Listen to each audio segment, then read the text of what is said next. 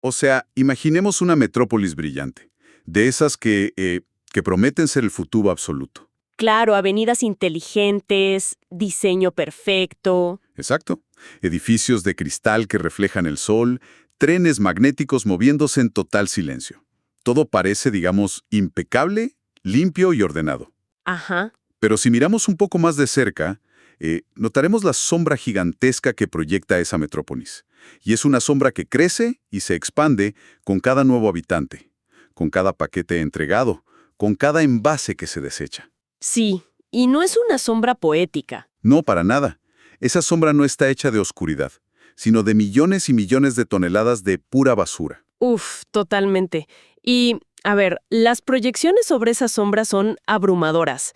El mundo se está urbanizando a un ritmo vertiginoso, sin precedentes en nuestra historia. ¿Qué tan rápido estamos hablando? Bueno, en el año 2018, alrededor del 55% de la población mundial ya vivía en ciudades. Y para el 2050, el cálculo es que esa cifra rozará el 70%. ¡Wow! El 70%. Sí, estamos hablando de miles de millones de personas concentradas en espacios geográficamente muy limitados. Y toda esa concentración humana, o sea, significa un consumo exponencial, porque las zonas urbanas ya devoran cerca del 75% de los recursos naturales del planeta. Exacto. Y como resultado directo de ese enorme apetito, pues generan la mitad de todos los residuos globales. Entonces, la gran pregunta, el problema central de la planificación urbana moderna es, ¿qué hacemos con esa montaña infinita de desechos cuando, digamos, ya no queda espacio bajo la alfombra para esconderla? Y es que, históricamente, la solución instintiva de la humanidad ha sido cavar un hoyo y enterrarla. Ojos que no ven, ¿no? Tal cual. Alejarla de la vista.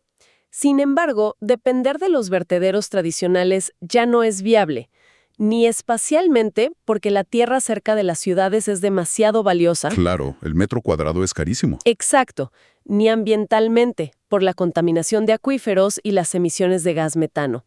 Pero hoy en día, los vertederos aún reciben el 37% de todos los residuos mundiales. Es altísimo todavía. Es un modelo totalmente obsoleto que está colapsando bajo su propio peso. Por eso, en nuestro análisis a fondo de hoy, vamos a desmenuzar un documento que aborda este problema desde un ángulo bastante inesperado. Sí, me encanta este enfoque. Porque no se trata de inventar una tecnología nueva o mágica, sino de resolver un rompecabezas logístico crítico. Tenemos un estudio súper exhaustivo titulado La ubicación como factor clave para las plantas de energía de residuos. Ajá, publicado en el Journal of Cleaner Production en 2022. Correcto.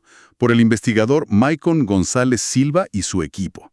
Entonces, la misión de hoy es descifrar este complejo entramado de decisiones.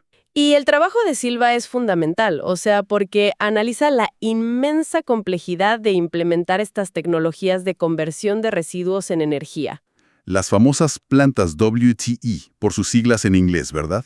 Waste to Energy. Esas mismas. Y te digo, el verdadero desafío no es lograr que las máquinas funcionen. La tecnología ya está. El problema es descifrar dónde colocarlas. ¿Dónde ponerlas en el mapa? Sí, es un problema multidimensional que involucra economía, sociedad, leyes y medio ambiente. Todo al mismo tiempo. Bien, analicemos esto paso a paso. El objetivo de este análisis es entender que poner una de estas plantas en el mapa no es como clavar una tachuela en un tablero de corcho y ya está. Para nada. Es más bien una partida de ajedrez tridimensional donde un movimiento en falso puede costar literalmente cientos de millones de dólares. Totalmente cierto. Pero, a ver, antes de discutir dónde poner estas instalaciones, hay que aclarar qué son. Porque al escuchar quemar basura para hacer energía, creo que la primera imagen que viene a la mente de muchos es un incinerador del siglo XIX. Escupiendo humo negro tóxico. ¡No! Sí, exacto, sobre una ciudad victoriana súper gris. Y bueno, esa es una concepción errónea muy, muy común. Las plantas WTE modernas son instalaciones de altísima tecnología. De hecho, son componentes vitales de lo que en el estudio de planificación se denomina el metabolismo urbano. Metabolismo urbano, me gusta el término. Es muy gráfico. Si pensamos en la ciudad como un organismo vivo, este consume recursos y genera subproductos. Entonces, estas plantas actúan como un sistema digestivo secundario altamente eficiente.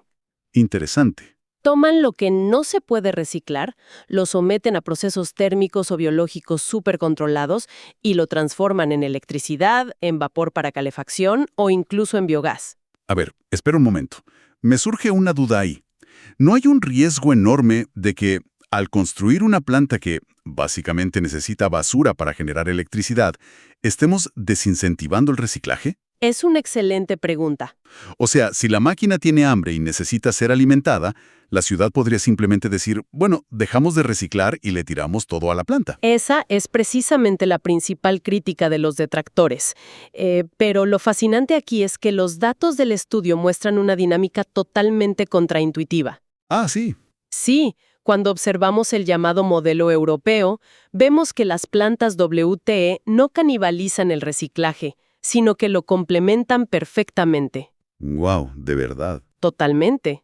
Países como Suecia, Alemania, Dinamarca y los Países Bajos envían menos del 1% de sus residuos a vertederos. Menos del 1%. O sea, literalmente casi nada se entierra. Casi nada. Es una cifra asombrosa si la comparamos con el resto del mundo. ¿Y cómo logran ese balance sin sacrificar la cultura del reciclaje? El secreto está en respetar lo que llaman la jerarquía de residuos. A nivel de toda la Unión Europea, las estadísticas muestran que casi la mitad de la basura, un 48%, se recicla o se composta directamente. O sea, la mitad ya está fuera de la ecuación. Exacto. Y una vez que se extrae absolutamente todo el material recuperable, el residuo remanente, ese porcentaje que es técnica o económicamente imposible de reciclar, se envía a las plantas WTE. Que sería el combustible de la planta, digamos. Sí, y procesan un 27% del total de los residuos. Así que la planta actúa como una red de seguridad final, cerrando el ciclo metabólico de la ciudad. Lo que en otros países iría directo a pudrirse en un vertedero, ahí se convierte en luz. Claro, esto nos obliga a cambiar nuestra perspectiva por completo. Porque, a ver, ¿acaso hemos estado tratando nuestros desechos como un problema molesto durante décadas, un simple gasto de limpieza pública, cuando en realidad son una mina de oro energético? Literalmente una mina de oro desperdiciada. Es un cambio de paradigma súper profundo. El residuo deja de ser basura y pasa a ser materia prima. Pero, para extraer esa energía se requiere una infraestructura colosal. Sí, inmensa. Y ahí es donde la visión utópica se estrella de frente contra la pared de la realidad financiera. Porque si esta tecnología es tan buena, si resuelve el problema de la basura y además nos da electricidad limpia, la lógica dicta que debería haber una planta WTE en cada esquina de cada ciudad del planeta. Sería lo ideal, claro. Pero no es así. Y la respuesta es que estas instalaciones cuestan una fortuna absoluta. No. Es que la economía impone unas reglas draconianas sobre estos proyectos. El equipo de Silva hizo una revisión de toda la literatura científica global para identificar los criterios exactos que usan los desarrolladores al elegir una ubicación. ¿Y qué encontraron? Identificaron 28 criterios técnicos en total. Y de esos 28, la mitad exacta, el 50%, son puramente económicos. O sea, la mitad de la decisión es dinero. Básicamente, por muy noble y ecológico que sea el propósito de limpiar la ciudad, si el modelo de negocio no es rentable desde el día 1, el proyecto se cancela. Los números tienen que cuadrar a la perfección. No hay margen de error. Y te digo algo, dentro de esos factores económicos, hay un elemento que domina absolutamente sobre todos los demás. ¿Cuál es? Los costos de transporte. Aparece mencionado de forma crítica en 24 de las investigaciones que revisaron. Claro, porque mover toneladas de basura diariamente tiene que ser una hemorragia financiera brutal. Exacto. Hay que pagar combustible pesado, mantenimiento constante de las flotas de camiones, seguros y miles de horas de trabajo de los conductores. Es carísimo. ¿Sabes? Esto me hace pensar en una analogía. Pensemos en esto como abrir un restaurante de altísima cocina. A ver, cuéntame. Inviertes millones en los mejores hornos importados, diseñas un menú espectacular y contratas a un chef de renombre internacional. Ajá. Pero tu modelo de negocio tiene una falla logística fatal. Tus ingredientes base pesan miles de toneladas a la semana y la compañía de transportes te cobra el flete por cada kilómetro recorrido desde el proveedor hasta la puerta de tu cocina. Claro.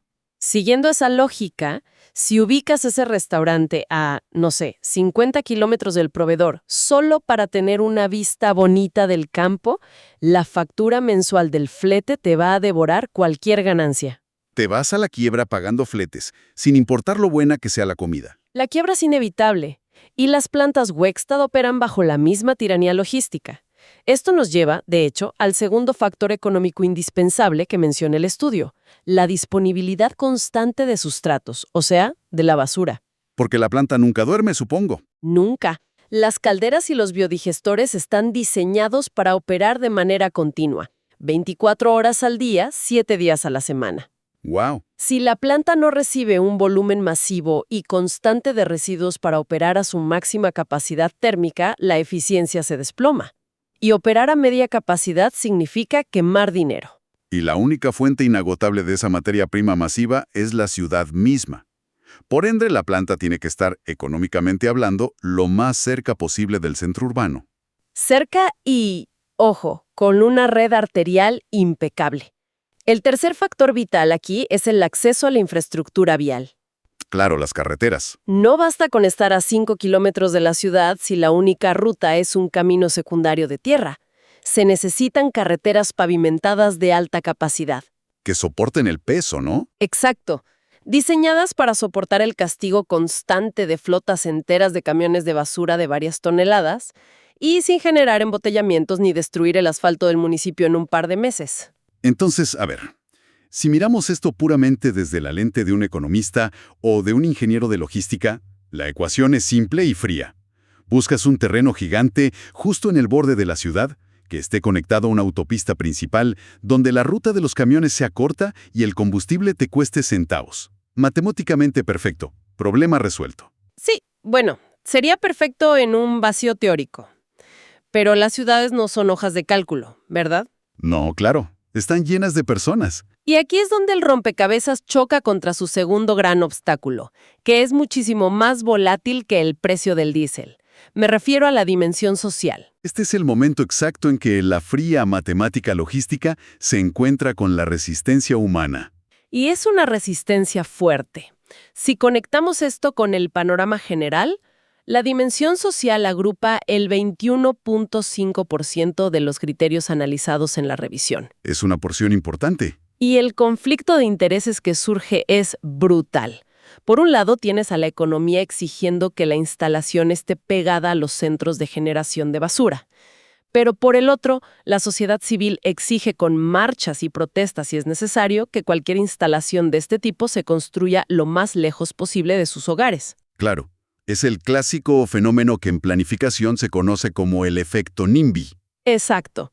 Not in my backyard o no en mi patio trasero. El famoso "me encanta la idea de la energía limpia y ecológica. Me parece fantástico el proyecto, pero por favor construyanlo en la ciudad vecina, no frente a la ventana de mi sala". Sí, y hay que decir que la resistencia comunitaria tiene fundamentos reales. El estudio detalla que las poblaciones locales perciben amenazas inmediatas a su calidad de vida. ¿Cuáles son los principales miedos? El miedo número uno casi siempre es la depreciación inmobiliaria. Lógicamente, nadie quiere comprar una casa al lado de una procesadora de residuos industriales. Tiene sentido. Luego están los temores genuinos por la salud, preocupaciones sobre las emisiones de micropartículas, los malos olores inherentes a la descomposición de la basura, el ruido industrial constante. Y el tráfico, me imagino. La pesadilla logística de tener decenas de camiones de basura bloqueando las calles de tu vecindario desde la madrugada. A ver, es totalmente comprensible desde la perspectiva individual de un vecino. Nadie quiere eso. Pero si ampliamos el enfoque, esto revela una inmensa hipocresía en la estructura de nuestra sociedad moderna. ¿En qué sentido lo dices? O sea, queremos ciudades impecables. Queremos las calles limpias cada mañana. Queremos que nuestros desechos desaparezcan por arte de magia apenas los sacamos. Queremos enchufar nuestros dispositivos y tener energía ininterrumpida. Claro. Sin embargo, exigimos que la inmensa máquina industrial responsable de hacer ese trabajo sucio sea completamente invisible para nosotros. Y forzar a que estas plantas se construyan lejos, digamos en zonas rurales, pues multiplica los costos de transporte y dispara las emisiones de carbono de los mismos camiones. Es un círculo vicioso. En el fondo, es esconder lejos un problema que nosotros mismos, en la ciudad, generamos. Es justo eso. Es una tensión ética profundísima para los planificadores urbanos. Y la evidencia demuestra que ignorar esta dimensión social es un suicidio absoluto para el proyecto. Me imagino que sí. Si un consorcio intenta imponer una ubicación basándose únicamente en el ahorro de costos logísticos, la comunidad local se organiza de inmediato. Interponen recursos de amparo, bloquean vías, exigen auditorías ambientales que son interminables. Lo detienen todo. Sí, proyectos que valen cientos de millones de dólares quedan paralizados durante años y, muchas veces, terminan cancelándose antes de verter un solo metro cúbico de concreto. ¡Wow! Tenemos entonces un nudo que parece imposible de desatar. Tenemos a los economistas y a los ingenieros logísticos tirando de la cuerda para acercar la planta a la ciudad y salvar el presupuesto. Ajá. Y tenemos a los ciudadanos organizados tirando de la cuerda opuesta para alejarla hacia las afueras y salvar su tranquilidad y sus propiedades. Ante este estancamiento total, ¿quién tiene la última palabra? ¿Quién desempata? El árbitro absoluto ahí, el que tiene el poder de veto instantáneo e inquebrantable, es la dimensión legal. Las leyes. Así es. Aunque, curiosamente, en la cuantificación de Silva, el aspecto legal y regulatorio representa apenas el 3.5% del total de los criterios en la literatura. ¿Solo el 3.5%? Ese porcentaje suena casi como una nota al pie de página, ¿eh? Parece engañosamente bajo considerando el poder que tiene la ley. Lo es. Es un porcentaje que enmascara una realidad muy brutal. No es un criterio más que puedes ponderar o negociar. Es un filtro absoluto. O pasas o te bloquean. ¿Blanco o negro? Exacto. Y el aspecto central y fundamental aquí es el uso del suelo, o la zonificación urbana. La ley no negocia con los ahorros de transporte de los ingenieros, ni se apacigua con las promesas de empleo a la comunidad local. Claro.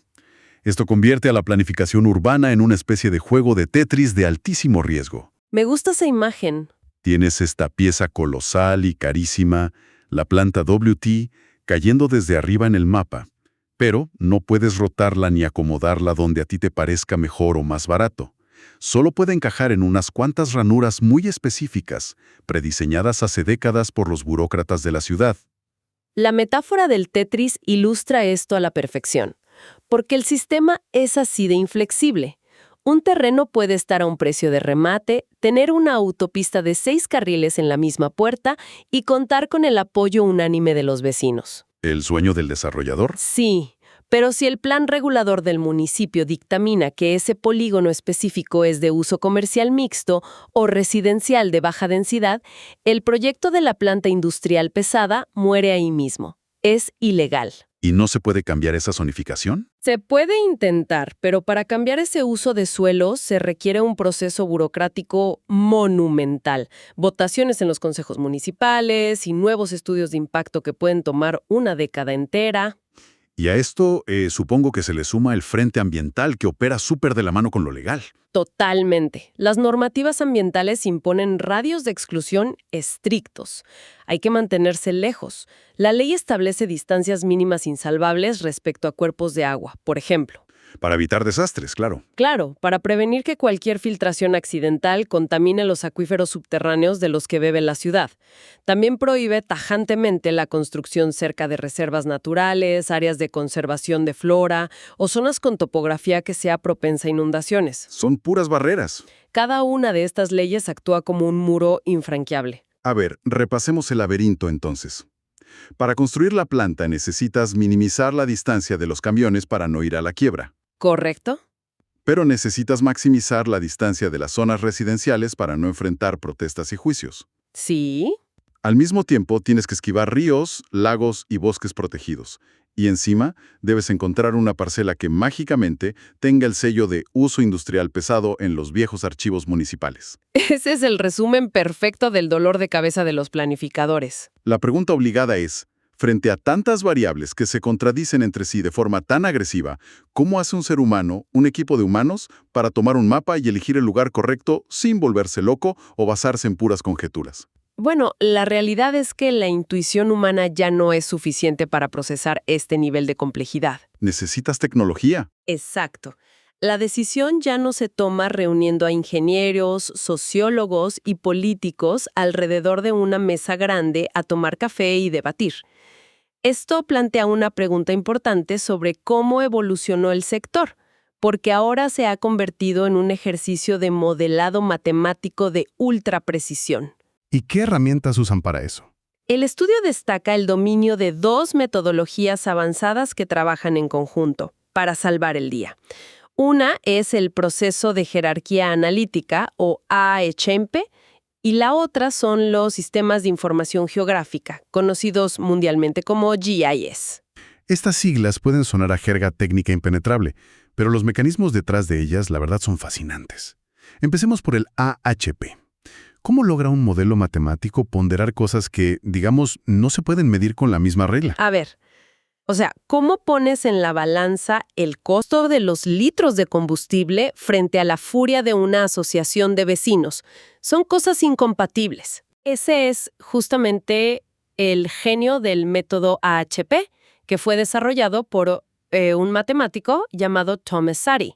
Lo que hace es descomponer un problema inmenso y súper complejo en una serie de comparaciones por pares. Comparaciones por pares. Sí. En lugar de pedirle a un panel de expertos que evalúe 28 factores, todos al mismo tiempo en su cabeza, lo cual es imposible, el sistema les hace preguntas simples. Entre el costo de transporte y la distancia a un río, ¿cuál es más crítico y por cuánto? Ah, claro. Y luego sigue. Entre la distancia a un río y la queja vecinal, ¿cuál pesa más? Básicamente los obliga a tomar decisiones binarias y relativas repetidamente. Exactamente. Y a través de matrices matemáticas complejas, el HAP consolida todas esas comparaciones y extrae un peso numérico objetivo. Le asigna un número a la emoción. Sí, un porcentaje de importancia para factores que antes eran puramente subjetivos. Transforma el debate emocional en un coeficiente estadístico. Y una vez que tienes esos pesos numéricos clarísimos, entra en escena el actor principal de la logística espacial, el software GIS. Que es súper importante, ¿no? Vital. En el estudio, el uso de herramientas GIS estuvo presente en 21 de las investigaciones analizadas. El GIS es, en esencia, si lo queremos ver así, la versión profesional y extrema de las mecánicas de construcción de ciudades en los videojuegos. Sí, es una gran forma de verlo. Quienes nos escuchan y hayan jugado títulos como SimCity o Cities Skylines van a entender este concepto a la perfección. Es usar los fiestros al máximo. La mecánica de capas superpuestas es idéntica. Los analistas toman un mapa digital, en blanco, de toda la región metropolitana. Y empiezan a filtrar. Primero, activan la capa legal y ambiental. El software pinta de rojo oscuro todas las áreas naturales protegidas, los cuerpos de agua con su zona de amortiguamiento obligatoria de varios metros y todos los terrenos donde la zonificación simplemente prohíbe la industria pesada. Y me imagino que de inmediato, más de la mitad del mapa queda completamente bloqueada. Fácilmente. Luego, le aplican la capa social.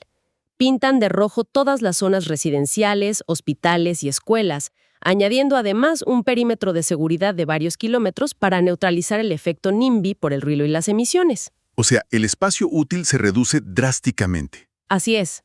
Lo que queda en blanco en la pantalla son únicamente las zonas legal y socialmente viables. Y asumo que es ahí, en esas zonas blancas, donde aplican los datos económicos calculados previamente por el AHP. Diste en el clavo. Sobre esas zonas viables, el software traza mapas de calor. Muestra en verde intenso, por ejemplo, las parcelas que están más cerca de las autopistas principales y a menor distancia de los centros de transferencia de basura. Es un proceso de eliminación visual implacable. Porque después de superponer decenas de filtros de colores y restricciones, el mapa que originalmente mostraba toda una región enorme se va oscureciendo, limitando las opciones, hasta que finalmente la pantalla revela unos pocos polígonos iluminados, un pequeño punto verde brillante. ¡Exacto! Esas son las ubicaciones óptimas. Lugares seleccionados no por preferencia política, ni por amiguismos, ni por intuición, sino dictaminados por una convergencia matemática y matemáticamente indiscutible de todas las variables posibles. Es increíble. El poder real de esta herramienta es que proporciona evidencia geoespacial irrefutable. Cuando el desarrollador del proyecto enfrenta a una audiencia pública enardecida o a las autoridades ambientales, no se presenta con una simple opinión. No dice yo creo que aquí está bien. No, presenta un modelo científico que demuestra que, dados todos los factores técnicos, sociales y económicos, ese terreno es, objetivamente, la decisión menos perjudicial y más eficiente que la ciudad puede tomar. Entonces, ¿qué significa todo esto? Lo que revela toda esta literatura científica, al fin y al cabo, es que la verdadera frontera de la tecnología no siempre es el desarrollo de nueva maquinaria. O sea, transformar millones de toneladas de desechos en electricidad limpia requiere calderas y filtros de última generación, ¿sí? Sin duda. Pero el éxito real del proyecto depende de dominar un ecosistema de decisiones que es increíblemente frágil. Es un baile muy delicado. Exige equilibrar la brutal logística de los balances financieros, navegar la ansiedad de las comunidades, respetar milimétricamente las leyes de uso de suelo y orquestar todo a través del inmenso poder del mapeo digital. Es la integración de múltiples disciplinas trabajando al límite. Y creo que es vital reflexionar sobre cómo esto impacta a quienes nos escuchan en su día a día. Claro. Porque este nivel de planificación profunda ocurre constantemente en un segundo plano, en la sombra. La próxima vez que alguien saque una bolsa de basura a la acera o simplemente enciende el interruptor de luz en su habitación, deberías saber que detrás de esas acciones rutinarias hay un esfuerzo monumental. Una ciencia inmensa. Sí, hay décadas de cálculos, algoritmos cartográficos y complejas negociaciones intentando conectar ambas acciones sin destruir la calidad de vida de las personas en el proceso. Es un nivel de complejidad invisible que sostiene por completo nuestro estilo de vida moderno. Pero para cerrar, hay una reflexión final que surge al proyectar toda esta maquinaria hacia el futuro. Y es algo para quedarse pensando. A ver. Volviendo a lo que mencionaste al inicio. Si para el año 2050 seremos un planeta de megaciudades hiperdensas, casi el 70% de la humanidad, esas manchas urbanas masivas se van a tragar los valles y los pueblos circundantes. Sí, la expansión urbana no se detiene. A medida que eso ocurra, el concepto físico y geográfico de lejos, como cuando decimos tirar la basura lejos, simplemente va a desaparecer. Es una realidad ineludible. El espacio vacío dejará de existir en las periferias. Exacto. Y cuando eso ocurra, cuando la ciudad ya no tenga un afuera donde ocultar sus inmensas instalaciones de tratamiento, el modelo centralizado de buscar un terreno gigante a kilómetros de distancia va a colapsar. Totalmente. Entonces la pregunta es, ¿llegará el día en que por pura falta de espacio físico y necesidad de supervivencia, la planificación deba invertirse? Quizá el futuro no sea construir una mega planta industrial gigante rodeada de autopistas, ¿Sino qué? sino que cada vecindario, pared con pared, tenga que aprender a convivir e integrar su propia microplanta subterránea de energía a partir de residuos. Una descentralización radical donde tu basura se procese en la misma manzana donde vives. Uf, es un panorama fascinante que desafía todo lo que creemos saber sobre la vida en las ciudades de hoy. Es un tema que invita a cuestionar profundamente el mundo urbano que nos rodea y nuestra relación con lo que desechamos. Gracias por acompañarnos en este análisis a fondo y nos encontraremos en la próxima inmersión.